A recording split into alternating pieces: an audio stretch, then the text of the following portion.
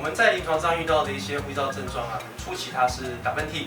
或者是如果说有气管发炎的话，可能它就会出现咳嗽的特征，甚至的话它还会喘气。那如果说相对比较严重的话，甚至会出现比如说呼吸困难啊，或者是食欲不振啊，或者是说它可能会发烧等这种肺炎的特征。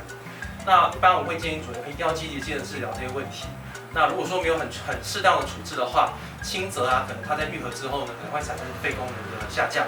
那如果严重的话，甚至会产生比如说败血症啊，或者是呼吸的这个心肺衰竭。像现在因为台湾空污比较严重，那我们可以建议主人就是说，可以下载一些空污的一些 APP， 那可以看得到当时的空气品质。在如果空气品质比较不好的时候，我们可以尽量减少带宠物外出的机会，或者说它的时间可以短一点。那第二个就是说，我们可以准备像空气清新机啊，放到室内，那也可以去净化室内的空气。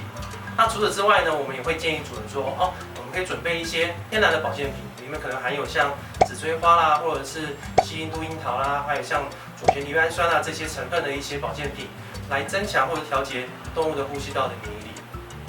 爱宝宠物保健专家，关心您家毛宝贝的健康。